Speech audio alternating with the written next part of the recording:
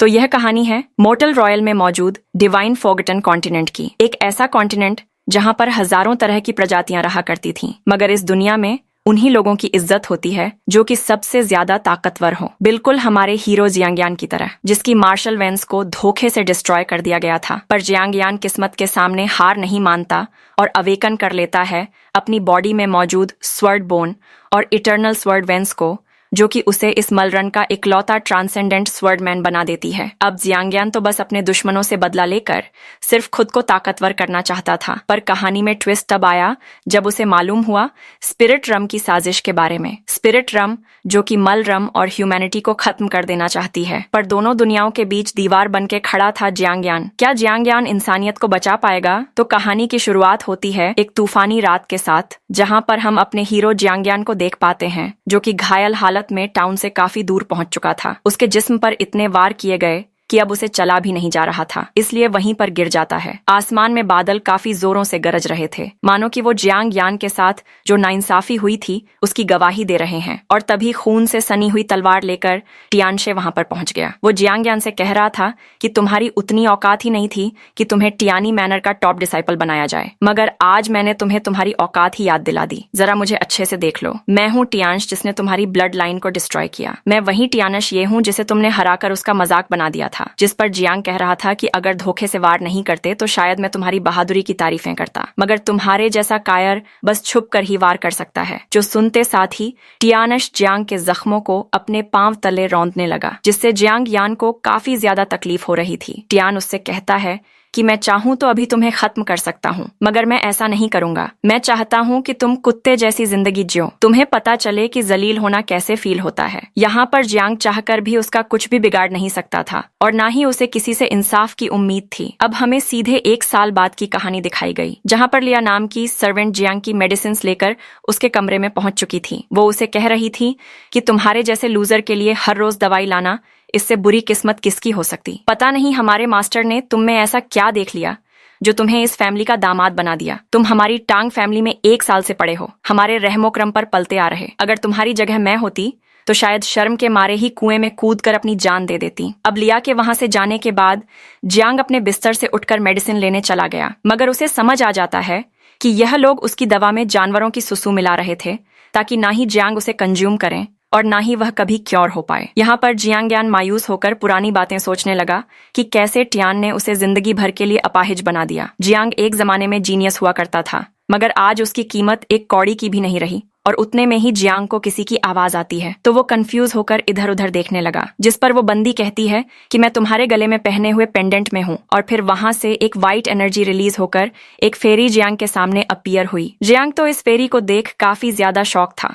और वहीं पर उस फेरी को जियांग की हालत पर तरस आने लगा। वो कहती है कि तुम्हारी ब्लड लाइन डिस्ट्रॉय हो गई और तुम्हारी फाउंडेशन भी कटिक बन चुकी। सच बताओ तो तुम काफी ज्यादा कमजोर हो। पता नहीं स्वॉर्ड सोल बोन ने तुम्हें अपना मास्टर सेलेक्ट क्यों किया होगा। तो जियांग उनसे पूछता है कि आप कौन हो और मेरे पेंडेंट में कहां से आ गई। तो फेरी उसे बताने लगी कि मेरा नाम में है और मैं हेवनली सोर्डवे की मास्टर हूँ। इस यूनिवर्स की सभी सोर्ड टेक्निक मुझसे ही कमांड लेती है। 10,000 साल पहले मुझे किसी अपने ने ही धोखा दिया था, जिसके चलते मैंने अपना फिजिकल फॉर्म खो दिया, और तभी से मैं इस स्वॉर्ड सोल बोन में डीप स्लमर में थी। बच्चे, क्या तुम मुझे बता सकते हो कि ये स्वॉर्ड सोल बोन तुम्हें किसने दी थी? जिस पर जियांग यान बताने लगा कि ये पेंडेंट तो मुझे मेरी माँ ने उनकी डेथ होने से पहले दिया था। अब यहाँ पर फेरी में जियांग की मदद का जिक्र सुनते ही थोड़ी सी सोच में पड़ गई, मगर वो जियांग को इसके बारे में कुछ नहीं बताती। वो जियांग से पूछने लगी कि बच्चे, क्या तुम अपनी ब्लड लाइन को रिबिल्ड करके सुप्रीम सोर्ड वे को सीखना चाहोगे? जिसके लिए जियांग यान भी तुरंत ही राजी हो गया। वो फेरी मई को बताने लगा कि 1 साल पहले मेरी ब्लड लाइन डिस्ट्रॉय की गई, जिसके चलते मैं अपनी ही जियांग फैमिली पर बोझ बन गया। इसलिए उन्होंने मुझे यूजलेस समझकर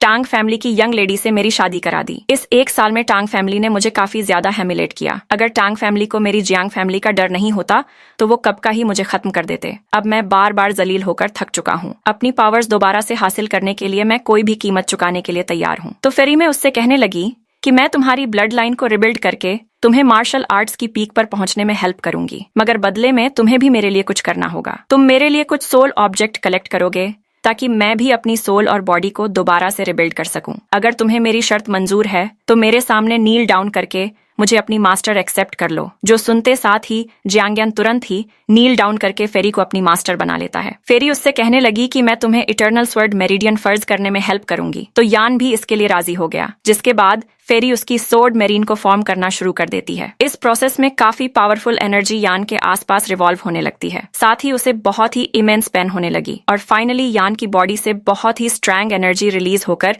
सीधे आसमान की तरफ जाने लगती है। इतना ही नहीं, गैलेक्सी में कई सारी तलवारें फ्लाई करने लगी। वो सारी स्वर्ड सीधे टांग फैमिली के मैनर के आसपास रिवॉल्व होने लगी, जो देख टांग फैमिली के एल्डर टियानजू कह रहे थे कि शायद हमारी जीरो ही कल्टीवेट कर रही होगी। जिस पर उनका बेटा हंगतायु उन्हें बताने लगा कि 01 हेवन मार्शल रन पर ब्रेक थ्रू करने की कोशिश कर रही थी, जो सुनकर टियानजू को यकीन हो गया कि ये फिनोमिना 01 की ही वजह से अपीयर हुआ। वहीं दूसरी तरफ जीरो भी इस फिनोमिना को देखकर कहने लगी कि भले ही मैंने 1 स्टार हेवन मार्शल रन पर ब्रेक थ्रू किया हो, मगर ये हेवनली फिनोमिना मेरी वजह से अपीयर्ड नहीं हुआ। पता नहीं इसके पीछे कौन होगा। और उतने में वो सारी फायर सोर्ड यान के कमरे पर आकर हिट हो गई। साथ ही यान के आसपास काफी तेजी से एनर्जी फ्लक्चुएट होते हुए यान इसमें कामयाब हो गया। मगर उसने देखा कि उसकी मास्टर तो रूम में है ही नहीं, इसलिए वो उन्हें ढूंढते हुए बाहर आ गया। वो देखता है कि उसकी मास्टर तो रूफ पर है, तो यान उनके पास जाकर बताने लगा कि मैंने अपनी इटर्नल स्वर्ड मेरे डीएन को फर्ज कर लिया है। तो मास्टर उससे पूछने लगी कि बताओ तुम्हें कैसा फील हो रहा। इसलिए यान अपनी पावर्स को चेक करता है। वो अपने आसपास की सभी लिविंग बीइंग्स की मूवमेंट को महसूस कर सकता था। साथ ही उसकी पावर उसकी प्रीवियस पावर से काफी ज्यादा अलग थी। तो मास्टर उसे बताने लगी कि इटर्नल सोर्ड मेरी इस दुनिया में सबसे ज्यादा यूनिक है। अब तुम कोई मार्शल आर्टिस्ट नहीं बल्कि एक ट्रांसेंडेंट सोर्ड कल्टीवेटर बन चुके। मार्शल आर्टिस्ट ब्लड लाइन को एज अ फाउंडेशन यूज करते हुए अपनी बॉडी और स्ट्रेंथ को रिफाइन कर सकते, मगर तुम्हारी कल्टीवेशन थोड़ी सी डिफरेंट होगी। तुम फिलहाल सोर्ड इंटेंट की पहली लेवल पर पहुंच चुके हो, मगर फिर भी तुम्हारी powers 1 star grand marshal master के बराबरी की होगी। साथ ही वो एक सोर्ड आसमान में हिट करके यान को दिखा देती है कि सोर्ड कल्टीवेटर्स कितने ज्यादा स्ट्रांग बन सकते। फिर उससे कहने लगी कि अगर तुम अच्छे से प्रैक्टिस करो तो तुम भी इस लेवल पर पहुंच जाओगे। जिस पर यान कहने लगा कि मैं मन लगाकर प्रैक्टिस करूंगा ताकि एक दिन में टियान को सबक सिखा पाऊं। साथ ही फेरी उसे बताने लगी कि तुम्हें कल ही डीमन कोर्स के 5 एलिमेंट एट्रीब्यूट खरीदने होंगे। जितनी हायर ग्रेड उन एट्रीब्यूट्स की होगी हमारे लिए उतना ही अच्छा है। बस एक बार तुम्हें वो डीमन कोर्स मिल जाए, फिर मैं तुम्हारे लिए 5 एलिमेंट स्वर्ड बॉडी फर्ज करूंगी।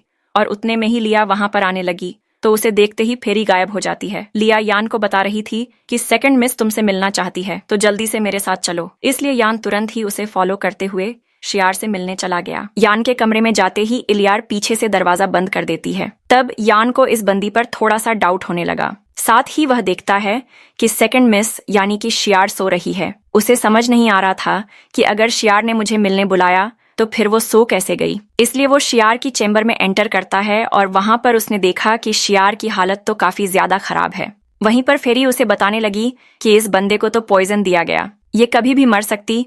जो सुनकर ही यान काफी ज्यादा पैनिक हो गया। ओ फेरी, मैं इसे रिक्वेस्ट कर रहा था कि मास्टर क्या प्लीज आप इसे बचा सकती हो। जिस पर फेरी कहने लगी कि यह बंदी ना ही मेरी फैमिली है और ना ही मेरी दोस्त। तो बोला मैं इसकी हेल्प क्यों करूं। तो जियांग यानो ने बताता है कि लड़की बहुत ही ज्यादा नेक दिल है। तांग फैमिली में बस इसने ही मेरे साथ हमेशा अच्छा बर्ताव किया था और यह काफी ज्यादा यंग भी है, इसलिए मैं यह बिल्कुल नहीं चाहता कि इसकी जिंदगी इससे छीनी जाए। अब जियांग यान की बातें सुनकर मास्टर अग्री तो हो गई, मगर उनकी 2 कंडीशंस थीं। एक तो यह कि यान को 1 महीने के अंदर ही उनके लिए सोल ऑब्जेक्ट ढूंढना पड़ेगा, और दूसरी यह कि यान को 1 साल के अंदर सोर्ड इंटन रन के पिक पर पहुंचना होगा। तो यान तुरंत ही इसके लिए राजी हो गया। जिस पर फेरी कहने लगी कि बच्चे वादे वही किए जाने चाहिए जिन्हें निभाया जा सके। तो यान उन्हें तसल्ली देता है कि अगर उसने प्रॉमिस किया है तो किसी भी कीमत पर अपने वादे को पूरा करेगा। तो फेरी ने अपनी पावर्स का यूज करते हुए तुरंत ही मेई को हील करना शुरू कर दिया। वो कहने लगी कि यह बंदी अवेकन होने ही वाली है, मगर इसकी बॉडी में मौजूद पॉइजन पूरी तरह से रिमूव नहीं हुआ,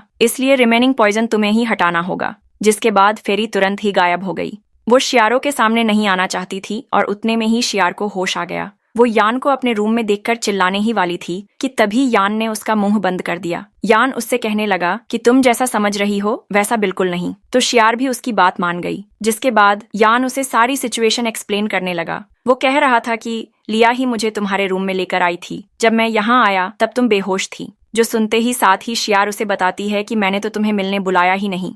तो यान उसे कहता है देखो तुम्हें किसी ने पॉइजन दिया है जिसके तुम्हारी बॉडी पर अभी भी निशान है। ये सब देखकर तो शियार काफी ज्यादा पैनिक हो गई, मगर उसे ये समझ नहीं आ रहा था कि आखिर उसे पॉइजन किसने दिया होगा। और तभी लिया यान सारी प्लानिंग समझ गया। वो कह रहा था कि लिया जानबूझकर मुझे यहाँ लेके आई ताकि वो तुम्हें पॉइजन करने का इल्जाम मुझ पर लगा पाए। वहीं पर उस बंदी को भी याद आता है कि शियार ने ही उसे एक सूप पीने के लिए दिया था और शायद उसी में पॉइजन होगा। अब शियार की बॉडी में जो रिमेनिंग पॉइजन था उसे यान काउंटर करने की कोशिश करता है। उसने अपनी स्वॉर्ड एनर्जी उसकी बॉडी में चैनल करना शुरू कर दी, जिससे वो सारा पॉइजन वैनिश होकर शियार दोबारा से बेहोश हो गई। मगर उतने में ही लियार अपने 2 साथियों को लेकर वहां पर पहुंच जाती है। उन्होंने जियांग पर शियार के साथ जबरदस्ती करने का इल्जाम लगाया, जिसके बाद लियार के चमचे मोहाय और वांगसन तुरंत यान पर हमला करने जंप लगा चुके थे। मगर उतने में ही यान जियांग अपना स्वॉर्ड इंटेंट रिलीज करते हुए उन तीनों को उस रूम से बाहर फेंकवा देता है। साथ ही उन लोगों से पूछ रहा था कि बताओ तुम शियार को नुकसान पहुंचाना क्यों चाहते थे। मगर वो लोग कहाँ ही यान का जवाब देने वाले हैं। उन्होंने तो तुरंत ही अपनी स्पिरिचुअल बीस्ट को समन करते हुए यान पर अटैक कर दिया। तभी यान अपनी स्वॉर्ड एनर्जी का यूज करते हुए उन पर कई सारी तलवें हिट कर उन तीनों बीस्ट को मार देता है, जिसका असर उन तीनों कल्टीवेटर्स पर भी हो चुका था। उन्हें तो यह समझ नहीं आता कि यान जियांग ने अपनी पावर्स को रिकवर कैसे कर लिया। तभी यान जियांग उनकी तरफ आगे बढ़ते हुए कहने लगा कि देखो मेरे सब्र की एक लिमिट है, अब जल्दी से बताओ कि तुम लोग शियार को मारकर उसकी मौत का इल्जाम मुझ पर लगाना क्यों चाहते थे। मगर लिया तो अभी भी झूठ बोल रही थी। वो कहने लगी कि पहला तुम मिस शियार के साथ फिजिकल हुई और फिर तुमने उन्हें पॉइजन दिया। अगर यह बात हमारी फर्स्ट मिस को पता चली तो वो तुम्हें जिंदा नहीं छोड़ेगी। जिस पर यांग अपनी तलवार रेस करते हुए कहने लगा कि मैं एक जेंटलमैन हूँ, मैं कभी ऐसी गंदी हरकतें नहीं करूंगा। वो तुम ही थी जो मुझे शियार के रूम में लेके आई। तुम लोगों ने मुझे फ्रेम करने की कोशिश की है, तो बताओ तुम्हारे इंटेंशंस क्या थे। अब यान की सोर्ड अपने गले के इतने पास देखकर ही लिया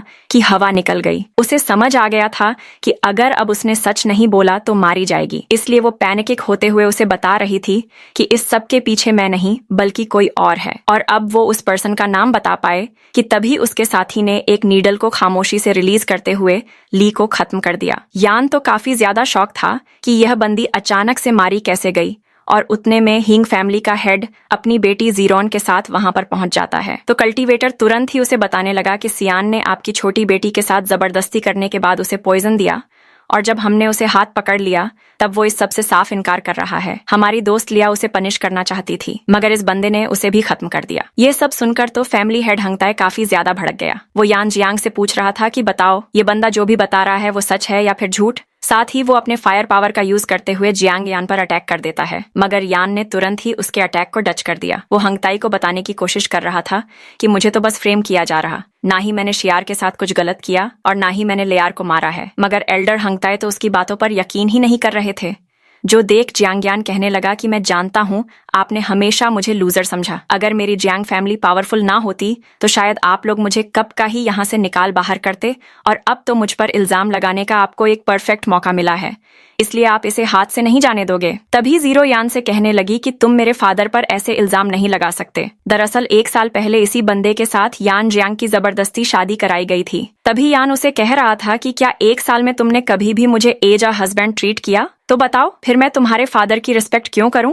उन्होंने तो हमेशा मुझे टॉर्चर किया है। उसकी बातें सुनकर एल्डर कह रहे थे कि हमने तो बहुत ही खुदगर्ज बंदे को पनाह दी। और अब वो गुस्से में आकर जियांग पर कई सारे अटैक करने की कोशिश करने लगे, मगर जियांग ने उसे काफी तेजी के साथ डच कर दिया। साथ ही यान ने भी अपनी पावर्स का यूज करते ही उन्हें काफी पीछे पुश कर दिया था, जो देख जीरान और हंगताई दोनों भी हैरान थे। अब ये दोनों एक दूसरे पर दोबारा से अटैक कर पाई।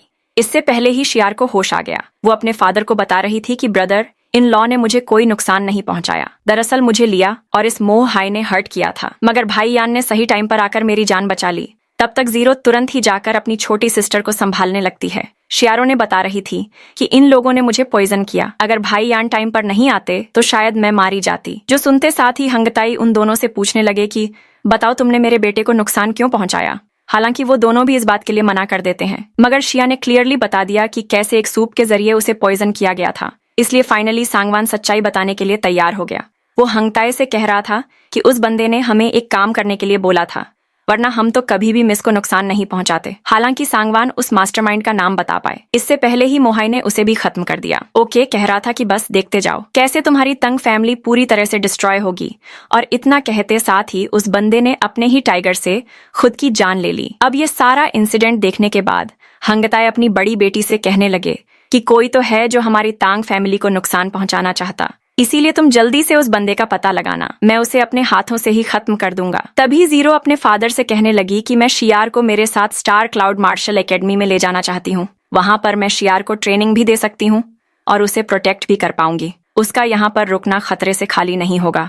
तो हंगताई भी इसके लिए राजी हो गए। वहीं पर यान भी कहने लगा कि मैं भी स्टार क्लाउड एकेडमी में जाना चाहता हूँ, जो सुनते साथ ही ये तीनों भी काफी ज्यादा शॉक हो गए। और इसी के साथ एपिसोड यहीं पर एंड हो जाता है। Thank you so much for watching. Bye bye, take care.